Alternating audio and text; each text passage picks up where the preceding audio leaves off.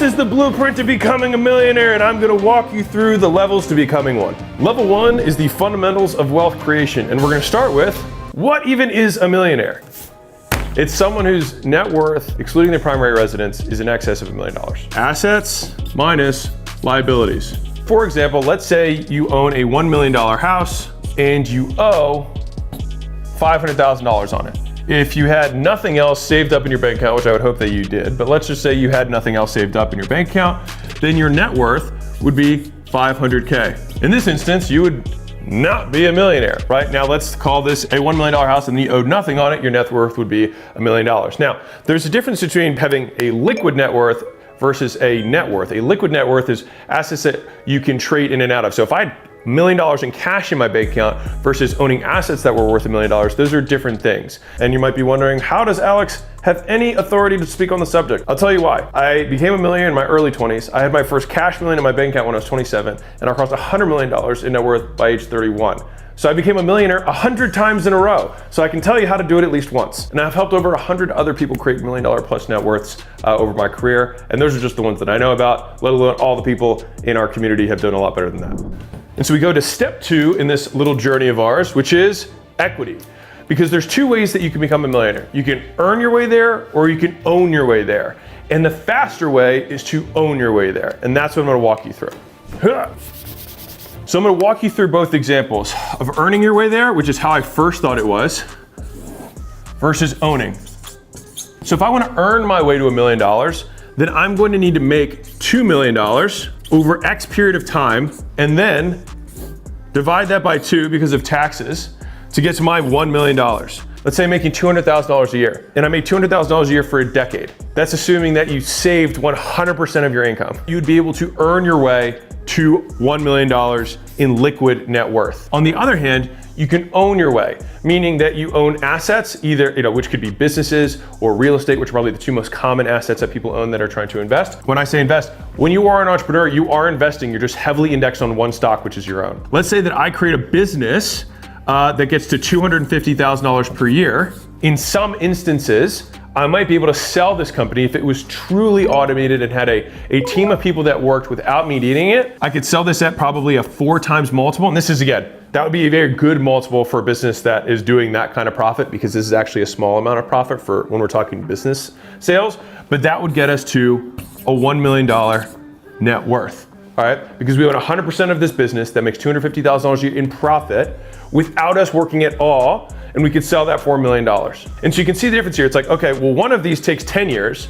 This one is just how long does it take me to automate the creation of $250,000 a year? And so what's interesting here is that almost the actual income between the two is almost identical.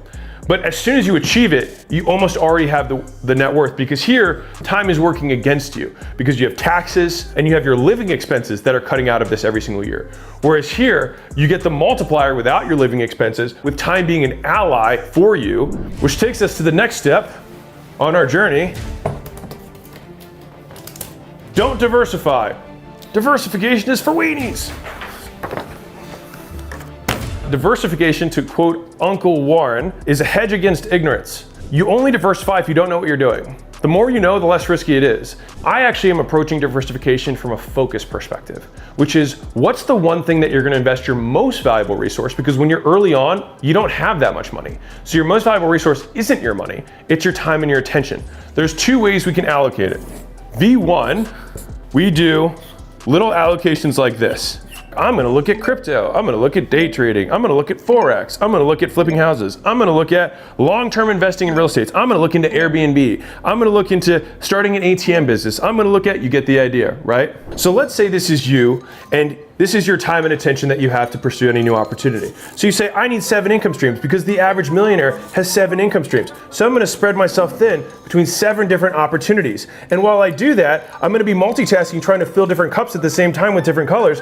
And I'm somehow gonna wait until one of these things takes off, right? I have to see which ones of these will work. But the reality is, it's not which of these ones will work. Any of them could work if you put the work in, but you have to reach a threshold. Once you get to the top, the extra cash starts spilling over and you actually have a profitable opportunity. Which one of these cups is closer to spilling over? You going in on one thing or you spreading yourself between 7? And the reason that this myth continues to proliferate is because it's absolutely true that people who are the wealthiest have multiple income streams. But what's not true is about how they got there. The wealthiest people in the world go all in on one income stream and they keep adding it up over and over and over again until it overflows. And then once it overflows, because they're making so much money from their one opportunity, they then start diversifying back between the other different ways. But they made their wealth focusing on one thing, and then they maintain their wealth by distributing it. You don't make money by splitting your attention up, you make it by focusing on the one thing that matters most. V2, you say, what do I really like? Well, I do have experience doing this one thing, and so I'm gonna ignore all of these other opportunities and just go all in on one thing. The reason I'm such a big advocate of focusing your attention on one thing is that this is where you get disproportionate returns. Because I think it's very arrogant to think that your 10% of your attention, where you're not even that good at business to begin with, spread between 10 things, is somehow going to compete against somebody who's putting all of their effort on one thing. But here's the fallacy that most people who are starting out don't get. They think, I'm going to try all of them and see which one works out. Or rather, I'm going to try and start multiple things and see which one takes off.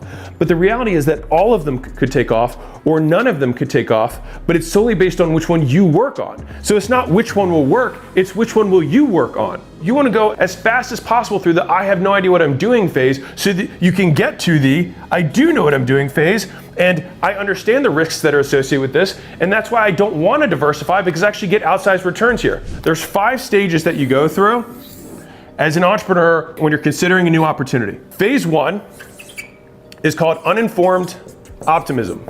This is where you are uninformed, but you're like, man, this opportunity sounds so great. Look at all these people making all this money. And so then you dive in.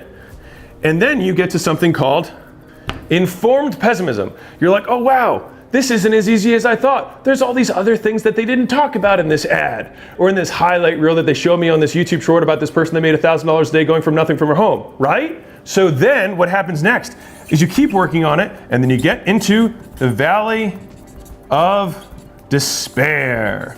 Sad face, sad face. This is where most people quit. And this is what most people do now. ... They find another one of these things to get into, and they go all the way over back here because they think, oh no, this one has doo-doo on this side of the fence. So I'm gonna go to the other side of the fence where the grass is green. But what they don't realize is that when they get into that side, it's completely made of manure. And that's why the grass is so green, right? There's poo on both sides. You just didn't know about it until you got there, all right? And so what happens is people keep repeating the cycle over and over and over again, and they never make progress. And so here's the thing, is that when you do find something that you're like, you know what, I kind of like this. Okay, this is harder than I originally thought. I need to keep learning. Wow, this is actually really hard. There's a lot more pieces to this than I understood at the beginning. I guess this is why everyone isn't rich. And then something magic happens. You then start to have informed optimism.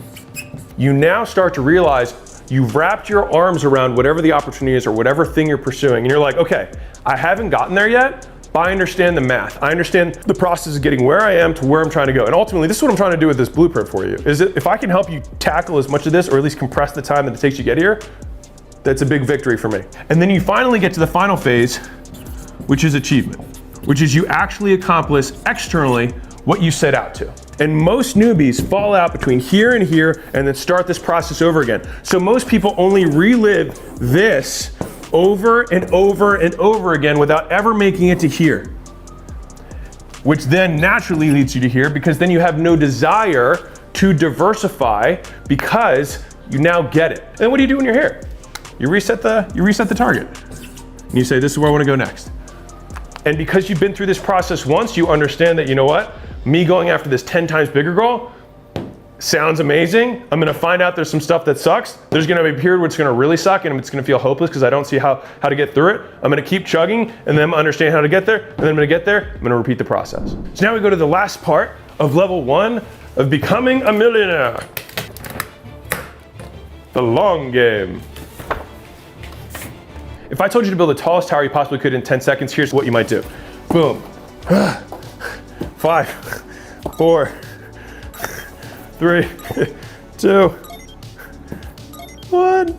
Time, right? Now, imagine I told you to build the tallest building you possibly could in 10 days. You would probably say, you know what? I can probably get some more boxes. How flimsy is this, right? Like, how stable is this? Do you think this is gonna last a long time? Probably not. So I might build it piece by piece from the ground up with more stable bricks from day one. And I would keep doing it this way, right? And I'd keep adding and keep adding and keep adding. And then when 10 days came, I might be 5 stories high. And so the reason this is such an important frame shift for people is that the fact that they're in a rush causes them to build the thing they want to build differently. The fastest way to get to this tall is to build it the exact way I did earlier, stack it end to end up to this point. But if I then said, I need you to build something that's 10 stories tall, you would never get there. And what happens is people get stuck, right? They get stuck at this level and they can't add another one on top. And they stay here and they're like, why can't I get my $1 million business to $10 million? And it's because you built it wrong to begin with. And so as much as this sounds painful, sometimes the fastest way to get to 10 million is to start back at 0 and build it right to begin with. I talk so much about long game, about making sure that you're building it the right way, because this thing is never gonna last. And so the hardest thing about building something right is that in the beginning, you need to have something to sell. You need your amazing, valuable thing. And then, that's a megaphone, it's terrible. But then you need to advertise it to let people know about stuff. And then you start making sales. But the problem is that people get to this point and then think, oh, I need to do more marketing and sales, right? Because that's what made me money. But the problem is the more you market and sell, the more people actually find out that this is not a gift and this is actually a big pile of shit. And so what happens is now you've got people who buy this thing and tell their friends, this thing stinks. And then over time, it becomes more and more expensive for you to advertise because your reputation stinks. And so the right way to build it is to understand that you have to build the thing first, and then you gotta let people know about it. But then you don't crank on this. You keep fixing this thing until this guy becomes a happy camper and tells his friends. And until that happens, you keep making this thing better.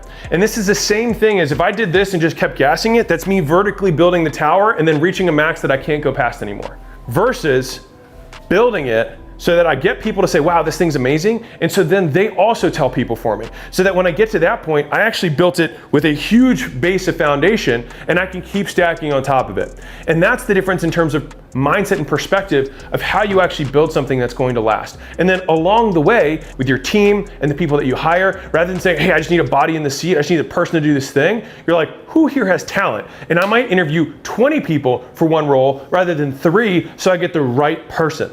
If you feel stuck all the time and you can't make progress, you usually need to go back to the beginning and realize that you built a vertical business that had no foundation to begin with. And now we have our foundation built for level 1 of wealth creation. Level 2 is all about the actual tactics of getting to making your first million. And it starts with finding a hungry crowd. Let me explain what I mean by find a hungry crowd. This guy started a business selling hot dogs and he was given one wish from a genie of what competitive advantage he would be able to have. The first thought he had was like, maybe I'll make my hot dogs cheaper. The genie shook his head and was like, no. He's like, what if I made my hot dogs taste better? And the genie said, no, don't waste your wish on that. Maybe I'll just make mine the fastest cooking so I can serve the hot dogs faster. And the genie said, that's not what you want to waste your wish on. The genie looked at him, holding the hot dogs and buns in hand, and said, it's not about the hot dogs. If you want to build an amazing business, you want to put your hot dog stand on the best corner in front of a starving crowd. Because if your hot dog stand is on the corner, it doesn't matter how cheap they are, how good they taste, how fast they cook.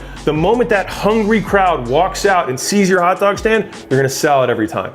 So right off the bat, I want to talk about 2 key concepts when it comes to finding a hungry crowd. One is that we have to understand that the market is always going to be the strongest variable in how much money you make, right? If you're selling toilet paper during COVID, you're going to sell out, right? Because it didn't matter how good your toilet paper was, there was a starving crowd. And so supply demand, which is one of the reasons that we have it as our logo, it is the strongest force in all of economics and business. It is the core thing that everything else is built on. And so you have to understand that the market is number 1. If I was trying to sell services to newspaper companies, well, newspaper companies are decreasing by 25% per year, compounding negatively in the wrong direction. The next lever on this is the offer that you give people, right? If you have a superior offer, then if you're in a normal market, that'll be the next lever that you have. If I say, hey, start for free, and I only get paid if you get some sort of result, and it's a truly free, low risk, amazing value, and you get results tomorrow offer, then you're gonna sell 10 times, 100 times more than someone who just has like a, you pay me, and maybe you get results,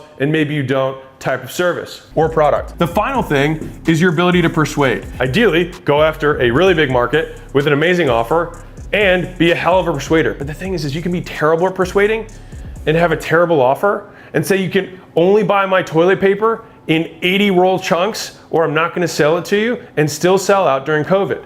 But if it's not COVID, then it's how can I make the toilet paper offer that I have significantly more compelling? And if all the toilet paper offers look the same, then it just comes down to how well I can persuade people to buy mine. That's concept one when it comes to finding a hungry crowd. Concept two is the 4 things that I look for when I'm actually trying to find that market. Number 1 is I want people who are in pain. You want to make sure that the people that you're selling to are in desperate need. They don't want, but must have the thing that you are selling. The second is that they must have the ability to buy. So purchasing power. So a friend of mine had a business where he helped people who were unemployed fix their resumes so that they could get a job. Now, you might be like, oh wow, tons of pain, absolutely. But the problem was he kept trying to grow this business and he couldn't grow it because they were all broke because they didn't have a job. The third factor that I look for is easy to target. Because at the end of the day, even if you have somebody who's in lots of pain who can buy your thing, if you can never find them, it doesn't matter because they're never gonna buy your thing because they'll never know you exist. And so if I have the choice between 2 different marketplaces and one of them is like nurses, incredibly easy to find, or something that is way harder to find, like psychedelic Aztecs in Croatia, way harder to target. And you know what? They might have a huge pain and lots of purchasing power to buy my thing, but if I can't find them, it's irrelevant. The fourth one you want to have is that you have a growing market. Now I gave the example earlier about the newspapers, right? So believe it or not, a good friend of mine actually had a business that sold a rev share model to newspapers. So he was an amazingly persuasive guy. He had an amazing offer, which was 0 risk. He just said like, let me get a percentage of the revenue that I bring to you. All right, so these 2 things were completely maxed out, but he couldn't figure out why his company wasn't growing every year. He was beating his competitors and gaining more customers than they were, but still slipping away in terms of his ability to grow. And it was because the entire marketplace as a whole was shrinking. And so you want to make sure that you have all 4 of these things. You can't just have 3 of them or 2 of them or 1 of them. You need to have all 4. And so when you're thinking about what thing you want to sell, start with who you want to sell it to. So you have your hungry crowd, now what do? 1 avatar, 1 product, 1 channel. This is the simplest formula to getting to $1 million plus. All you have to do is find 1 person that you want to help. It's just making sure that you're very clear on the 1 very specific person that you are going to help. That is the avatar. The next thing is you want to give them 1 product. And the reason I say it's 1 product is that a lot of people overcomplicate their businesses too early. They're like, man, if I want to double my business, I should sell them 3 things, right? And then I'll get them to buy more stuff. But the thing is that if you're under $1 million, you're just adding a ton of complexity when you don't even have that many customers. And so most times you'd be better served sticking with the 1 thing that you're selling and saying, how can I sell 3 times as many of the exact same person? And that becomes the problem that you solve. But most people get confronted with these issues and then go for the easy route. And again, this is like that building where you can add something on top really quickly, but it doesn't create the skyscraper that you want. Instead, you want to think, how can I do more? The third variable here is channel. Now, it doesn't matter what channel you're currently acquiring customers on.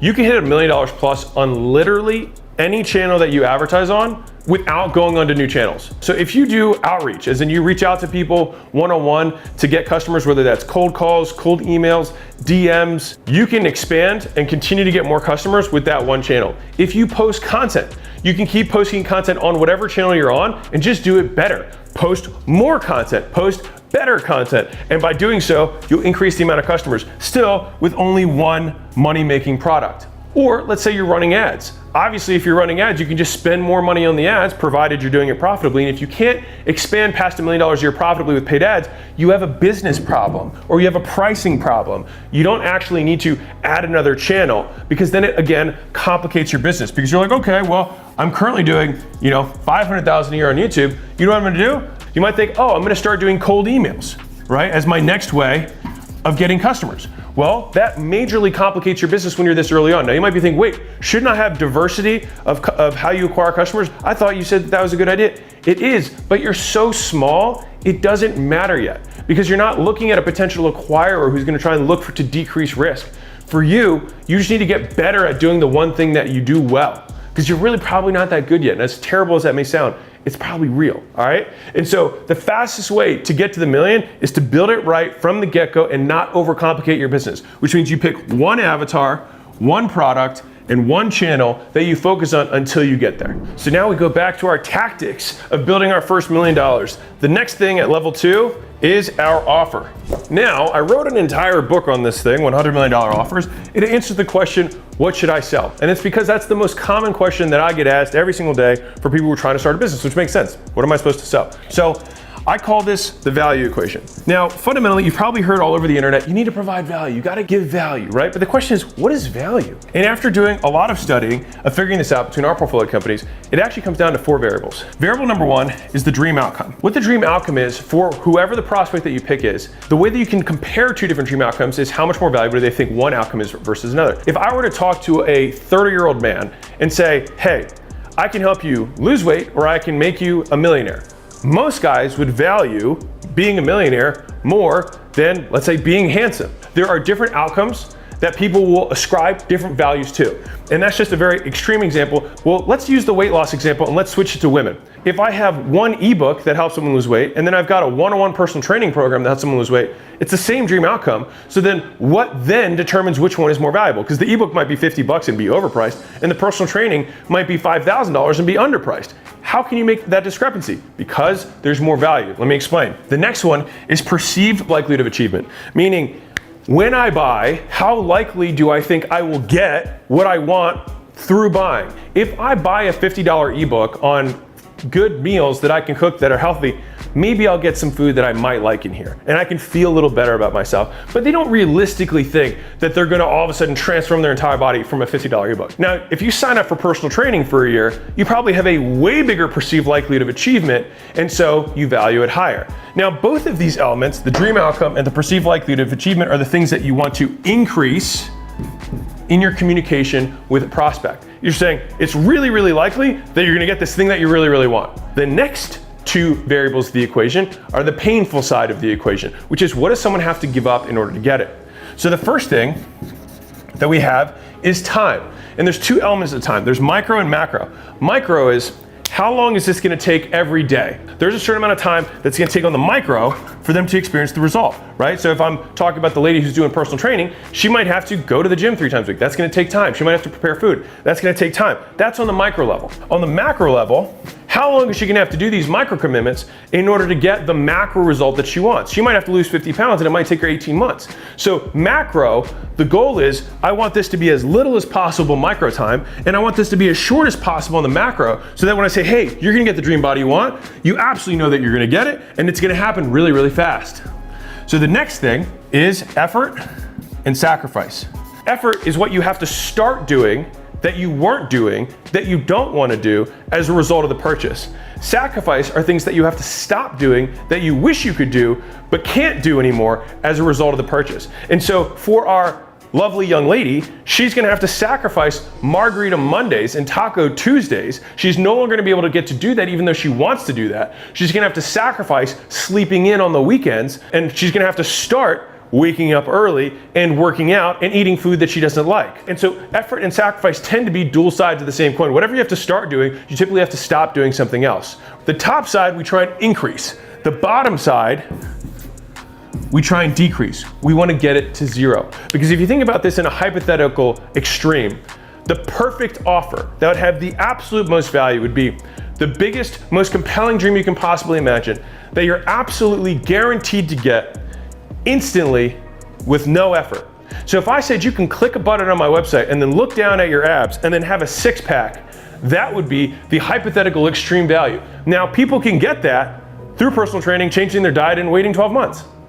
But because of this, the value is significantly decreased because there are costs associated. Understanding all 4 of these variables is how you craft offers that get people to say yes and give you money. Because oftentimes, the most expensive part of the offer that you have isn't the money. It's the other things that they have to start doing as a result of the purchase. Those are called hidden costs. If I have a marketing agency, okay, and I do content for people, all right, and when I start doing content, I say, okay, it's gonna take us 60 days to ramp up. We're gonna start having 2 calls a week for an hour. You're gonna have to fly out to my studio and we're gonna record. And it's gonna take 60 days before you're gonna start seeing any kind of traction. Imagine that offer compared to somebody who says, you don't need to do anything. I can just draw stuff on my own, immediately start posting, and your phone's gonna ring today. Well, shoot, which one's more valuable? It's still the same core services, but how we wrap them make them probably 10 times more valuable than they were before. And that's why understanding these variables and making the right offer is so compelling on your road to your first million. And the reason this was my first book is that Offers is about strategy. Offers is one of the largest levers that you can pull with any business because it actually affects all departments. When you change the offer, it changes how you market. When you change the offer, it changes the sales script, the sales process. When you change the offer, it changes what you deliver. It literally affects everything.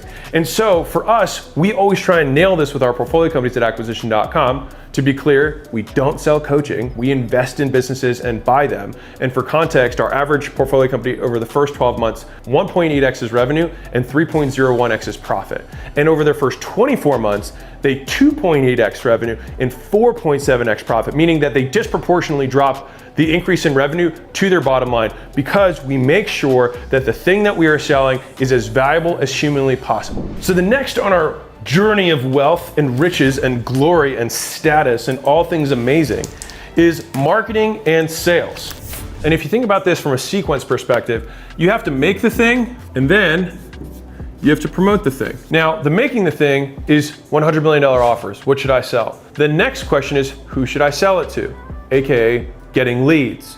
And you get leads through advertising, which is the concept of my second book, $100 million leads. And then you get them to buy. But the thing that people mess up is that they then think, okay, I'm gonna do more of that. But what you actually need to do next is you go back to here and you fix the product and keep making it better. And then you promote it more. And then you come back and fix the product and make it better. And it becomes this virtuous cycle. So if we need to understand how to market and sell, then it means that you have to have one advertising method. There are 8 ways you can advertise. There's 4 that you can do, and then there's 4 that other people can do for you. You can do warm outreach, which is reaching out one-to-one to your friends. You can post content one-to-many, but to people who know you. You can run paid ads, which is doing one-to-many to strangers, or you can do one-to-one to strangers, which is cold outreach. And if you're like, man, no one's buying my thing, I can guarantee you that you're not doing enough of these core 4. Period. That's it, because these are the only 4 things that you can do to advertise. The next thing is that you can get referrals from customers, which are lead getters. Next, you can have employees who help do the core 4 for you. You can have agencies who run the core 4 for you, make content for you, do outreach for you. All of those things you can hire another business to help you with. And then finally, you've got affiliates, which some people call influencers, some people call endorsements, but it's somebody who already has an audience, already has a business, and that you compensate in some way to do the advertising for you, the core 4, to let other people know about your stuff. These are the 8 ways that you can advertise anything to anyone. And the nice thing is when you're starting out for your first million, just pick one. Once you pick the advertising method that you want, and let's say you're using lead getters, you have to learn one of the core 4 to then get lead getters. And that's okay, that's fine, that's part of business. These will always give you more leverage than the first 4, and that's okay. But you have to start with these first. So let's assume that you're just gonna stick to the core 4 in the beginning because you're like, I don't wanna involve other parties, which I recommend, especially if you're starting out. And you're like, you know what, I'm going to post content. That's what you're gonna do, that's your method. All right, now you're gonna have all these people who like your posts, comment on your posts, DM you personally when you make content that they find compelling or interesting and say, hey, I'd love your help on whatever this thing is. Then you transition into sales. Now, it's so important for founders who are starting a company to be integrally involved in both of these processes. The reason you want the founder to be integrally involved in the beginning is 1, it's cheaper, and especially when you have less cash, that makes sense. 2, these are skills that are going to be required for you to succeed over the long haul. So you're going to want to understand them at a tactical level because when you bring someone else in the future, these lead getters, whether it's employees, agencies, affiliates, or whatever, you can teach them the right way to do it. And when they say, hey, that's not possible, you can be like, no, it is. Let me show you how. And then you have a litmus test of who's legit and who's not, who's going to help you on your journey. Whether you're hiring them or you're incentivizing them, it works the same. When it comes to the sales side, we want to get into a choreographed process, knowing what step 1 through letter Z of the process looks like to get someone from I think this might be interesting to giving you money. But if you don't know what you're doing first, you have to throw stuff on the wall and see what sticks. And a lot of it's just gonna be your gut in the beginning and figuring out, whoop, that didn't work, whoop, that didn't, oh, that one actually got a response. All right, that's step 2. And you keep trying until you get to step 3, and then you keep trying until you get to step 4, until eventually somebody gives you money. And then you backtrack and say, what happened to this person that did these steps? Great, now I'm gonna try and recreate that as many times as I can, and then that becomes your process. And that process repeats at each micro level too, because that might be 3 or 4 steps to get to the conversation where someone might give you money. And then what do you do in that conversation? Well, when I ask this question first, and this question second, and this question third, it's more likely that they ultimately buy. And so if you don't follow a script in the beginning, you better make one, because if you're going to eventually get out of sales, which you should if you want to scale, then you're going to be able to teach somebody else how to sell too. And one of the biggest issues early on is that the founder is the most convicted about the product, and you should be, it's your company. But people who come after you are never going to be as charismatic or as convicted in the thing that you have as you are, which means you need to follow a process to maximize the likelihood that the prospects that they speak with ultimately purchase. The next level in our blueprint or journey to wealth, the mountain of Mordor, and by Mordor I mean more money, is paying yourself. How much should you pay yourself? When should you pay yourself? Of all the topics we're going to talk about today, this is probably the most subjective. And the reason for that is because it underlines one key concept that is 100% personal, which is risk tolerance, which is how much risk are you willing to take individually. One of the regrets that I have earlier on as I continued to double down on my gym chain was that I took all the profit from each gym and I kept putting it into the next gym, and I basically took nothing out for the entire time. Now, that's super risky. I was living on nothing, living cheap, I was eating cheap, I had a cash car that I owned outright, and I just put everything I had, spent every hour of my day growing my business. Eventually though, I ended up losing all the money from selling all my gyms and was left with nothing. And if I had taken out some cash during that period of time, I would have had 2 benefits. Benefit number 1 is that when you really try and take out cash flow from the business, you'd be amazed at how much cash flow just magically appears. And so I like having bank account PRs be a good personal goal for every entrepreneur. Even if the increment that you're increasing is small, it does 2 things. 1, it forces you to take cash out of the business. So it forces cash flow. The second is that it forces you to decrease your spending personally. And I have a strong belief that as you're coming up, learning the discipline to spend less, if you increase the cash flow that you take out of the business and you spend less over time, then your bank account has nowhere to go but up. And I can promise you that when you have a very full bank account, business decisions become less stressful. And when you make less stressed decisions, you make better decisions. I do believe in taking some money out of the business along the way, because let's be real, you're going to live a long life and then you're going to die. And if you double down every single minute until the day that you died, you'd build the most enterprise value, but you'd live a really shitty life. So at some point, you have to balance the investment versus consumption of life itself, or the fruit of your labor. That is why I'm a believer in at least allocating a certain percentage of the cash flow from the business to you personally. A healthy way of thinking about this that we have for some of our heavy capital intensive businesses, meaning like brick and mortar chains, which is one of the biggest parts of our portfolio. This is one back of napkin way that you can use. 33% goes to you, 30% goes to growth, which is new locations. And then this is rainy day. This is cash reserves for the business, cash reserves for you, and this is for new locations. Another way of doing it is something called a watermark. We know that we need to grow 2 locations, and this is a proxy. It doesn't have to be 2 locations. It could be hiring 2 people, hiring 2 reps, it doesn't matter. Or 2 more developers if you're a software company, it works the same. 2 more per month costs X dollars. We have Y profit. So all we do is we say, whatever the profit is at the end of the month, we subtract this, and then we have a watermark above which we always leave in the account. And then everything else, we distribute as cash flow. That's a different way of doing it. This is a little bit more aggressive if you want to maintain a certain growth rate. This one is a little bit more flexible. It really depends on you and your tolerance for risk. And that's one thing that I'd say I pride myself on in terms of our ability to help portfolio companies and newer founders who are creating their first kind of generational wealth, is these are hard conversations to have and are really important conversations to have. And you want somebody who isn't a financial advisor who's trying to get you to take as much cash out so that they can invest and get their 1% fee. You want somebody who's on the same side of the table as you, being like, I get where you're at, I can see where your wealth is, and also sees over the next 24, 36, 60 months what it looks like for us to just have that one big bloop so you never have to work again. We're now approaching the second level of wealth, the pinnacle of our second level, which is setting goals. And I think this is a really misunderstood topic. Most people think like, oh, I need SMART goals or specific measurable goals. Bad. I'll show you how I do that. All right, so rather than focusing on outcomes, we focus on activities. So the goal shouldn't be what happens, but the goal should be what we do. I had a buddy of mine So they started doing 10 grand a month, 20 grand a month, 30 grand a month. And then he would fall off. And I was like, why do you keep falling off? He said, well, I make the money and I hit my goal, so then I like ease off the gas pedal. And I said, it's because you're defining your goals the wrong way. I see you as not hitting your goal every time you're not doing the activities. And so I said, make the activities the goal, and then you'll hit it every time and more. And so then he flipped how he saw his own success into simply, at the end of the day, did he do all the things that he said he was going to do at the beginning of the day? And then you can actually control your inputs, because inputs are what drive outputs. Don't make the goal outputs. Say, what am I going to do that would be unreasonable that I don't hit these outputs? So for example, my inputs might be, and this is one of my favorite ways for thinking about like advertising, is something that I call the rule of 100.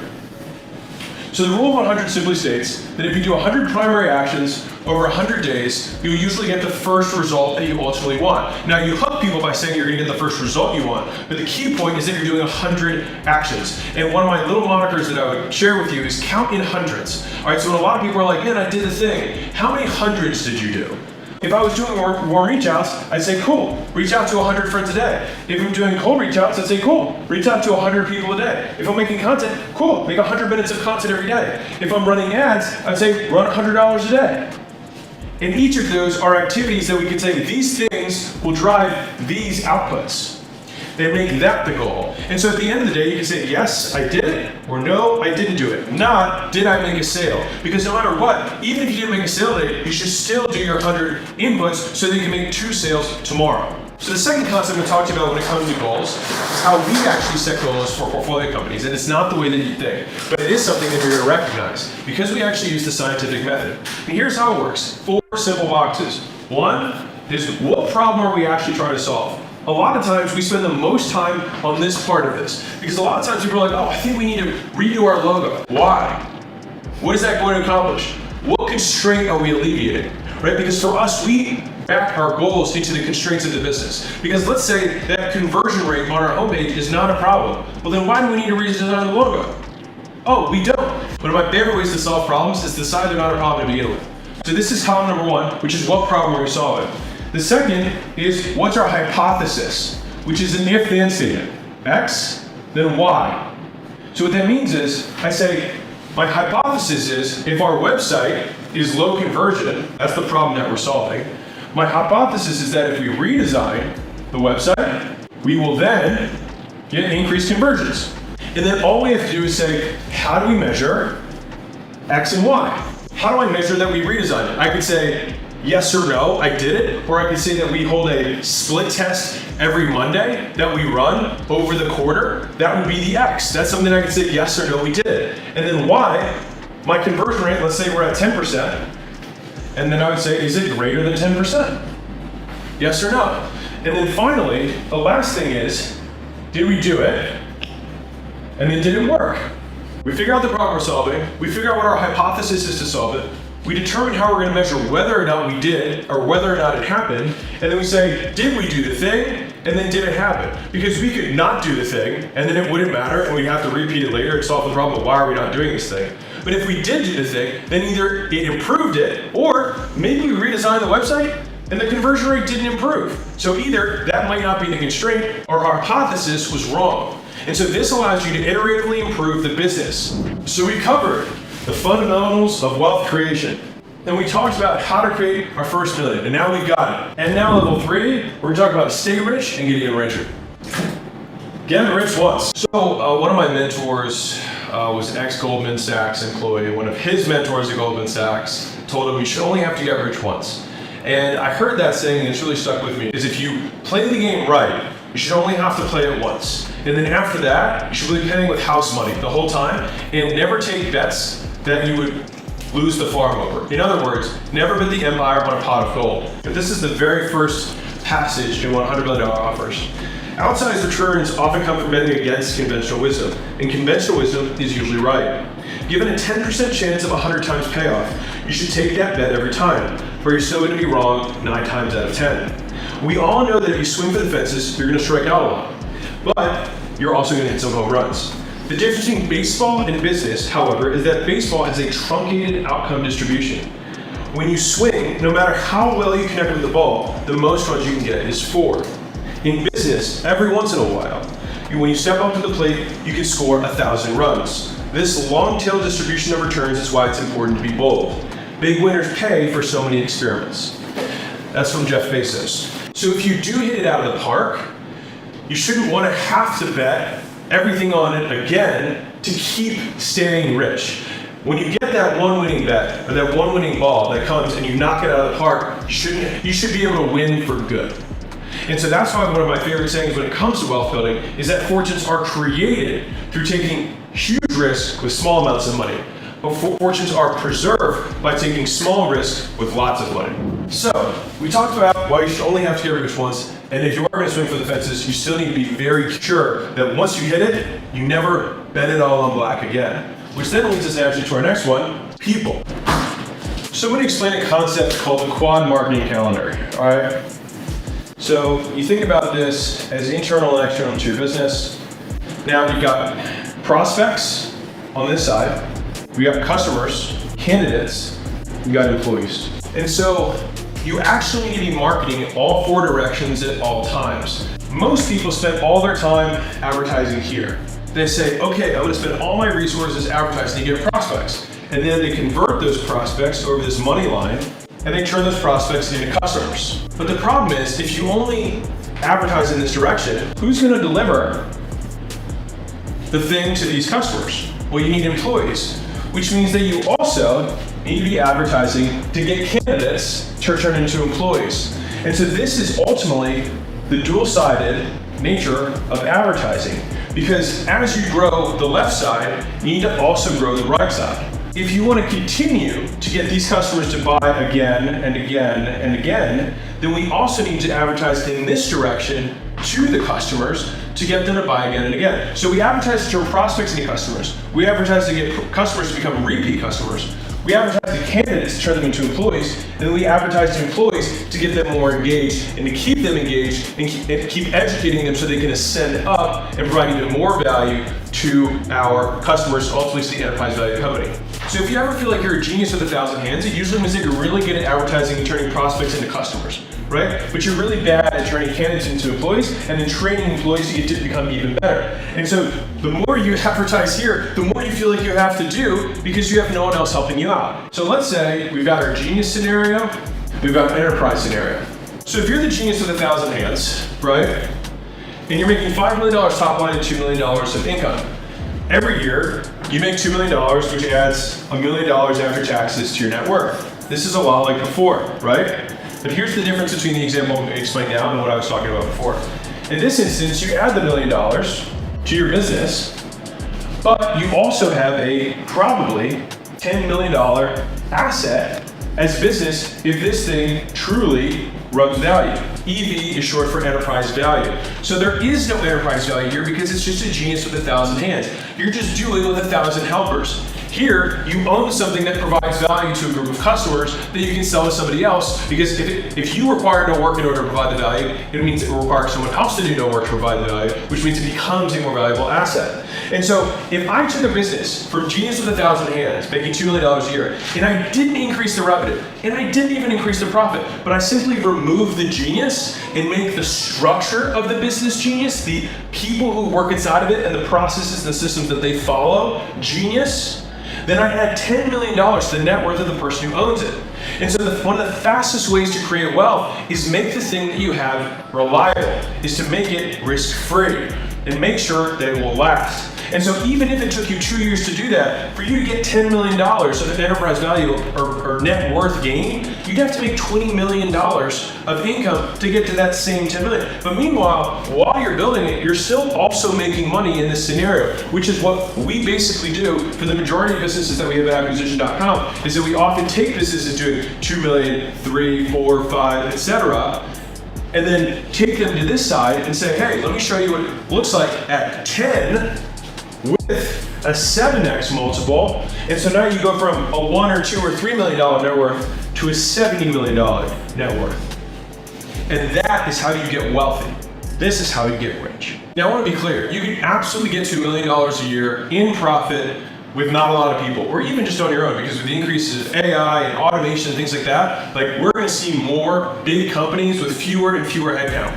But Until general AI comes in and just crushes everyone, people are still required to get to where you want to go. So if you want to not just make $1 million or a couple $1 million and you want to get to 10, 20, 50, $100 million and beyond, you got to get the people side right.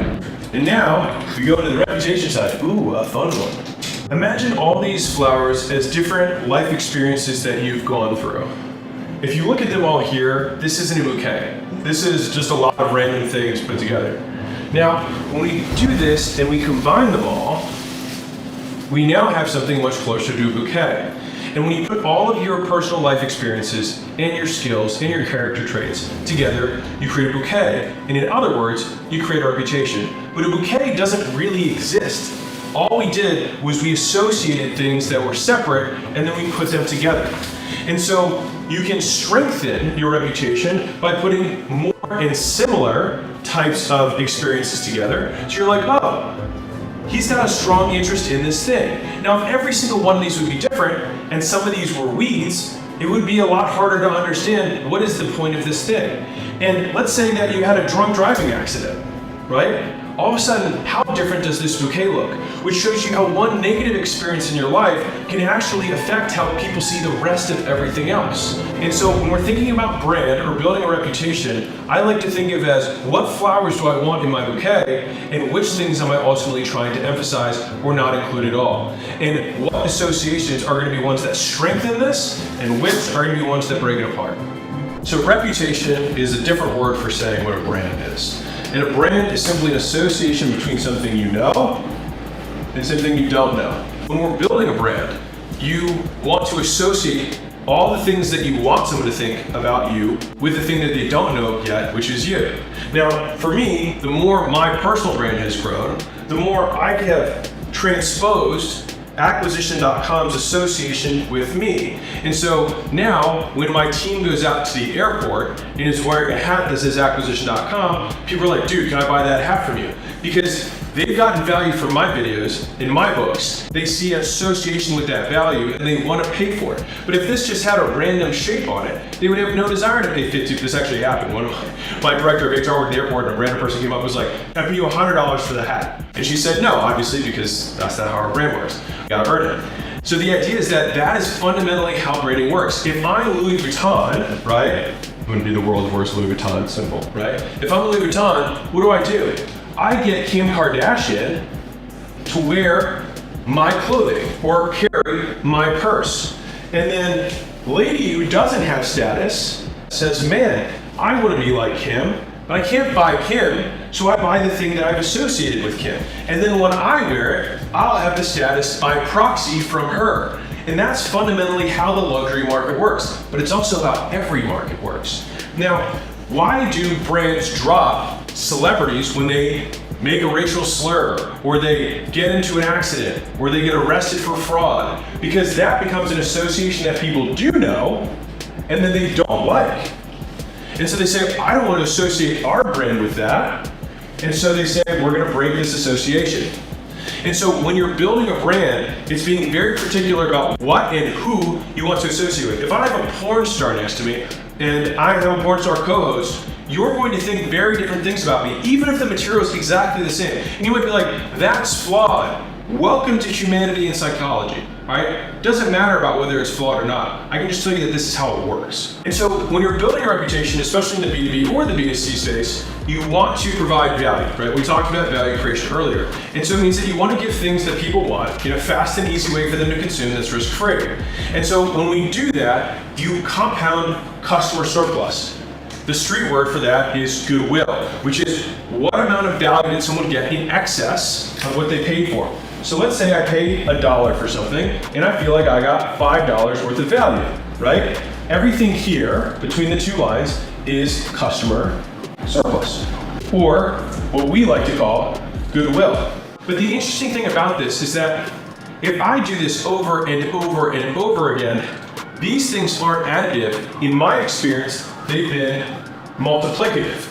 Meaning if I keep providing something good, and that's why it's so hard as a brand to decide, when do I want to monetize something? Because the thing is that the next time you provide even more value, when people think that you're going to monetize, they love you that much more, and you get that much more reach and more goodwill so that the next time, and so it's basically reinvesting, but rather than reinvesting capital, you're reinvesting goodwill. Because what I can tell you is that goodwill compounds faster than revenue. You can build a $100 million brand in 3 years, and to build $100 million in revenue might take you way longer than that.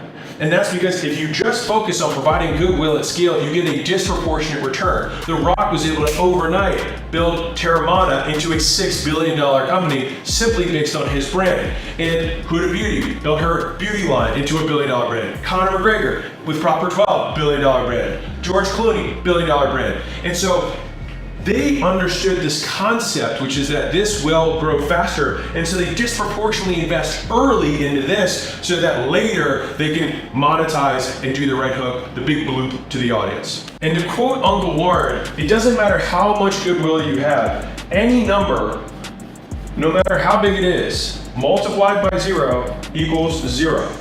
So if you make a bet in the investing world that you then lose all the money, and you had 30 years of good investing, and you go all in on one bet and you lose it all. You undo 30 years of good decisions with one bad decision. And that's the thing that a lot of people don't calculate when they think about their personal brand.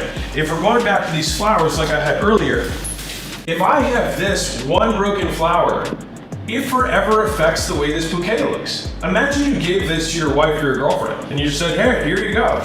You'd be like, it's such an eyesore that it distracts from all the other flowers that you have.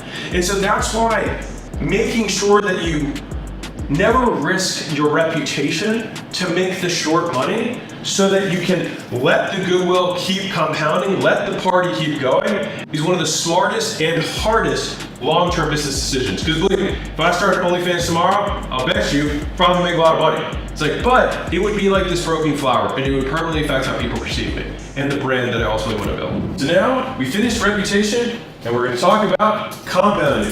One of those big fancy words for investing, about how to get rich and stay richer. Compounding is when something multiplies unto itself. All right, so if I have $100 and it compounds at 10% a year, next year it'll be at $110. The year after that, I add 10% of this number, which is I'm 121, right? And then the next year, 133, and so forth. And so you notice that even though the time between these intervals remains the same, the actual amount that we're growing continues to rise proportionally to how much we have, which is how Uncle Warren can have $100 billion and still make another $15 billion this coming year, right? It's because he understands the power of compounding, and they call it the eighth wonder of the world. And in the last decade, Warren Buffett has made more money than he made over the rest of his career. And that's because the longer you do it, the better it gets. Which is why some of these early wealth building fundamentals are so important. Compounding only unlocks if you have a long-term perspective, because this early first 4 years, I mean, decent, but not bad. But if you do that over 30 years, it becomes unbelievable. And it's also why you have to not diversify, because if we were then splitting this up and saying, you know what, maybe I'm gonna stop this, we're interrupting the compounding process. And equity is one of the single greatest compounding vehicles because you can reallocate capital within the same vehicle, right? And a simple example of that would be like, if I have 10 locations and I can grow by 10% every month, then I go from 10 locations to 11 locations. The next month I get 12 locations. Next month I get 13. And by my 20th month, I can open 2 locations and get to 22, then 24. And it compounds because by that time, you'll have built out the infrastructure to sustain a faster pace. So Panda Express, they added 600 locations this year. They had 2,000 at the beginning of the year. That took them 45 years to get to. This is 1 year. They grew more in this 1 year than they did in any prior year before that. And that's why you just have to stick with it for a long period of time. And this is one of the things that people don't realize about restarting. When you go from year 10 to year 11, you might be incredibly bored with your business. But if you go from 100 million to 110 million, you grew by 10 million. And even though this new thing might sound more exciting in year 1, the likelihood you go from 0 to 10 million year 1 is really unlikely. And so this is where all of the compounding is unlocked, even though it's incredibly boring. But if there's one thing that can help you write down, boring is what makes you rich. One of my favorite quotes from Charlie Munger is that the money isn't made in the buy or the sell. It's made in the wait.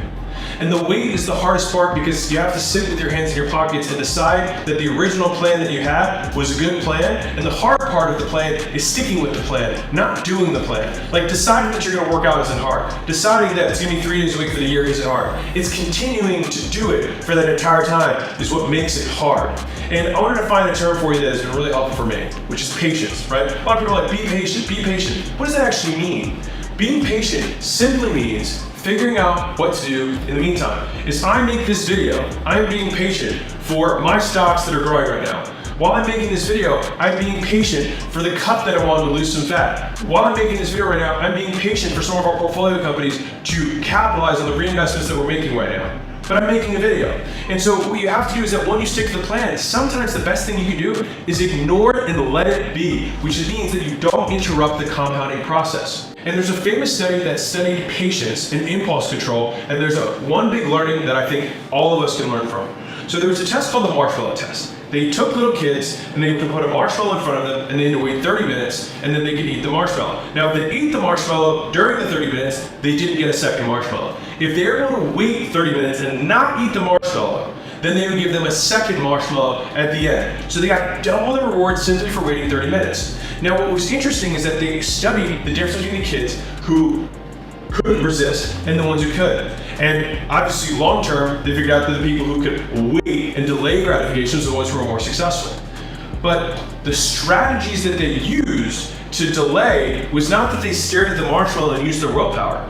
The kids who were successful did a number of different things. Some of them went to a different side of the room. They just distanced themselves from the marshmallow itself. Some of them started singing songs to themselves. Other of them took the marshmallow and put it in their pocket so they couldn't see it anymore. And so the big thing is that they had the skills to figure out what to do in the meantime. And so the more skilled you are, the more ways you can win. And that's why building skills is so important. And it's so important because it allows you to be patient. It gives you something to do in the meantime while you allow your master plan to come to fruition without thinking that you're smarter than you are to begin with. So this concludes almost the Get Rich or Die Trying section, aka level 3 of wealth building. So let's, but wait Alex, you left that box. Excellent observation. That brings us to the very last level, which could even be above the levels, the level above the levels, on the business, not in the business, you know what I'm saying. Enjoy your wealth. Let's talk about it. In my opinion, there are really just 2 levels of wealth. Level 1 is that you have all of your personal needs taken care of. The second level of wealth is the unlimited level of wealth, which is that you just always want to keep using money to make more money. And that means that you've progressed from solving your personal needs to playing a game. And so I think what a lot of people do is they can never figure out what enough is for them. And there was a period of my life earlier on where I was like, okay, let me figure out all these rich people things. I bought a Bentley. I was like, let's go out to all the nicest restaurants every single night. But the thing is that to live like the 1%, it's actually not that expensive. If you fly private, it costs about $50,000 per month. If you want to eat out every night of the week at the nicest restaurants, of $500 dinners every single night, it's $15,000 a month. If you wanted to, let's say, lease a Lamborghini or something, payments are probably $5,000 a month, right? On top of that, let's say you want to go and buy designer clothing, so that's another $15,000 per month. Let's say you spend $5,000 a month on a nutritionist and another $5,000 a month on therapy and performance coaching, whatever. All right, let's just call it a cool $100,000 per month of expenses. Oh, we forgot to where we live. Let's live somewhere balling. Let's put another $50,000 a month on here. So $150,000 a month is just under $2 million a year in income. Now that's after tax, right? So maybe closer to $4 million a year in income. Now that's a good amount of money. It's actually not a lot in the massive scheme of things. And what I mean is that you can ball out all the way balls to the wall for the rest of your life on this level of income. What I would encourage you to do is actually figure out what is good for me. Maybe it's worth it to taste these things and see which of them you actually enjoy. And I think it was really down for me to buy the Bentley and realize I didn't care. And then I gave it back 6 months later. I sold it back at a loss. And so I think the big TLDR here is that you need to figure out what your personal dream list is. And a lot of people have these huge goals, like I want to be a millionaire. It's like, why?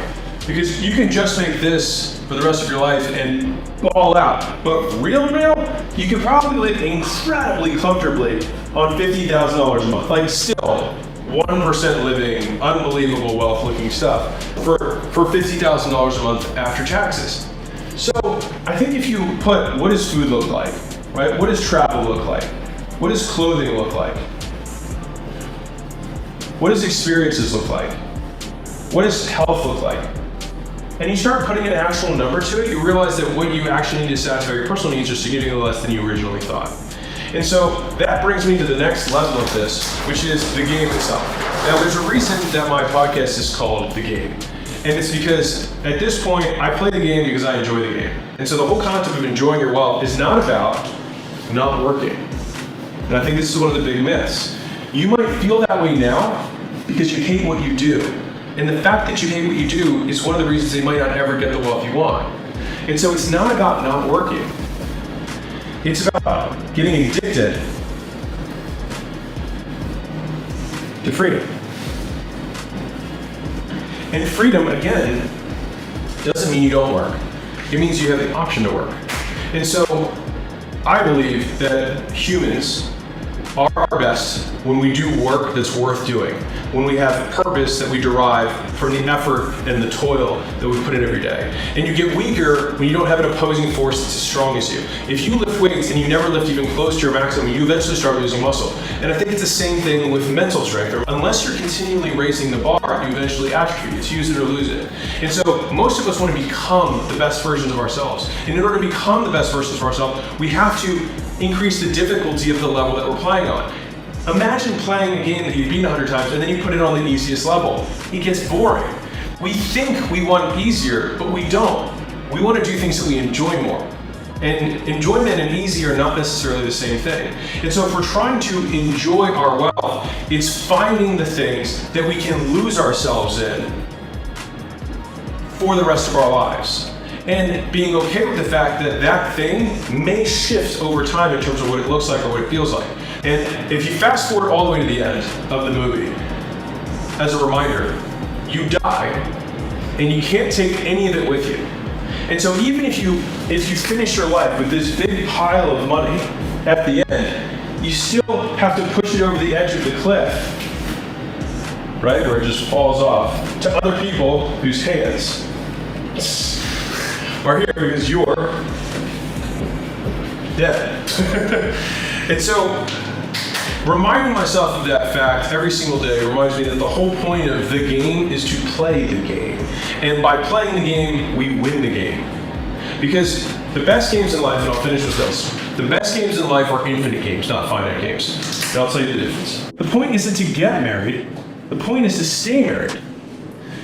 When it comes to business, the point isn't to win at business. The point is to stay in business and literally keep playing. And so when we think about the greatest games that we play as humans, we have to take this infinite frame, or we fool ourselves into a false finite prison that we keep wondering why we don't feel like we're winning when we get to the finish line, because we never realized that there was no finish line to begin with, and the fact that we were playing the game secured our victory by its very nature.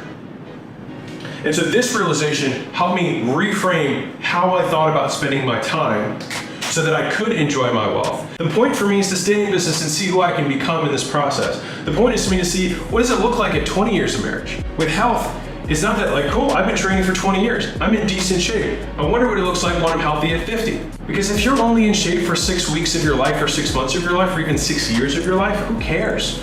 If you only have a good marriage for a few years of your life, who cares? If you're only in business and then go out of business really quickly and then you get out of the game, who cares? And which is why the biggest takeaway that you can have, and this is from Winston Churchill, you win as long as you never quit. And so, that's how you enjoy your life and your wealth, and there's your blueprint.